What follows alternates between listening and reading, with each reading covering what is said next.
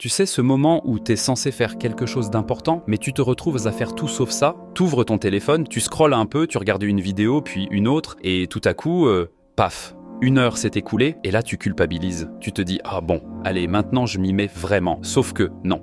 T'es toujours coincé dans cette boucle bizarre où tu sais que tu devrais bosser, mais t'arrives pas à t'y mettre. Et si je te disais que ce n'est pas ta faute, tu n'es ni paresseux ni incapable, ton cerveau est juste programmé pour éviter l'inconfort. La procrastination, c'est un mécanisme de défense, une façon d'éviter une tâche qui te semble soit trop compliquée, soit trop longue, soit trop ennuyeuse. Mais la bonne nouvelle, c'est qu'il existe des astuces ultra simples pour contourner ça. Et aujourd'hui, on va voir ensemble comment vaincre la procrastination une bonne fois pour toutes. Avant de te donner des solutions, on doit comprendre un truc important. Procrastiner, c'est pas un problème de motivation. Si c'était juste une question de volonté, t'aurais déjà réglé ça en mettant une musique motivante et en buvant un café bien serré. Mais non. Parce que la procrastination, c'est un conflit interne entre deux parties de ton cerveau. Une partie qui sait que tu devrais trop bosser parce que c'est important. Une autre qui veut juste éviter toute forme de stress ou d'effort immédiat. Et devine qui gagne en général ? Oui, celle qui cherche le confort, parce que ton cerveau adore la gratification instantanée. C'est pour ça qu'au lieu d'écrire ce rapport ou de réviser tes cours, tu vas plutôt regarder des vidéos, checker Instagram ou ranger ton bureau comme si ta vie en dépendait. Mais la vraie question c'est, comment contourner ce piège ? Rendre le premier pas ridiculement facile. Le plus dur, ce n'est pas de travailler. Le plus dur, c'est de commencer. Tu vois, ton cerveau amplifie l'effort nécessaire pour une tâche. Si tu dois rédiger un dossier, ton cerveau ne pense pas juste à la première phrase. Non, il imagine tout le travail qu'il y a derrière. Et ça te décourage direct. La solution ? Rends le premier pas tellement simple que ton cerveau ne pourra pas le refuser. Au lieu de te dire « je dois écrire tout ce rapport », dis-toi « je vais juste écrire une phrase ».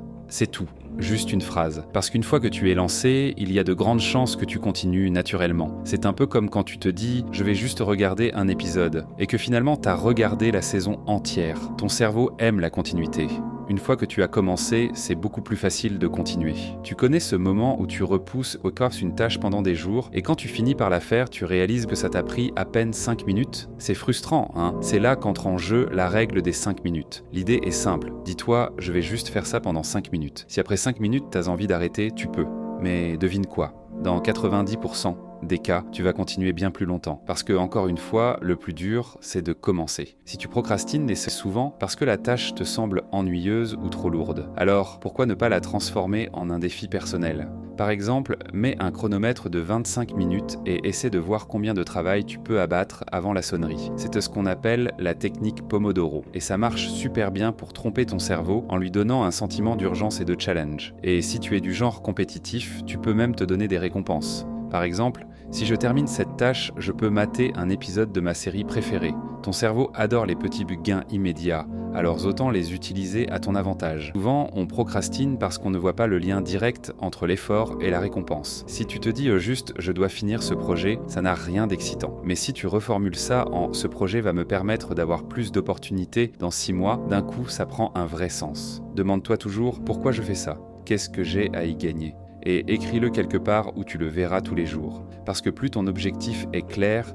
plus ton cerveau sera motivé à passer à l'action. Un autre truc qui nous pousse à procrastiner, c'est le perfectionnisme. On se dit qu'on doit attendre d'être prêt, d'avoir l'idée parfaite, le moment parfait. Sauf que ce moment n'arrive jamais. Et là, c'est la paralysie. Parce qu'on veut que tout soit nickel avant même de commencer. La clé, c'est d'adopter la mentalité suivante. Fait vaut mieux que parfait. Commence même si c'est bancal, même si ce n'est pas encore parfait. Pourra toujours améliorer après. Au final, vaincre la procrastination, ce n'est pas une question de motivation magique ou de discipline surhumaine. C'est juste une question de petits ajustements. Alors, la prochaine fois que tu sens la procrastination pointer le bout de son nez, ne réfléchis pas trop. Fais juste le premier pas. Parce qu'au final, vaincre la procrastination, c'est simple, en fait.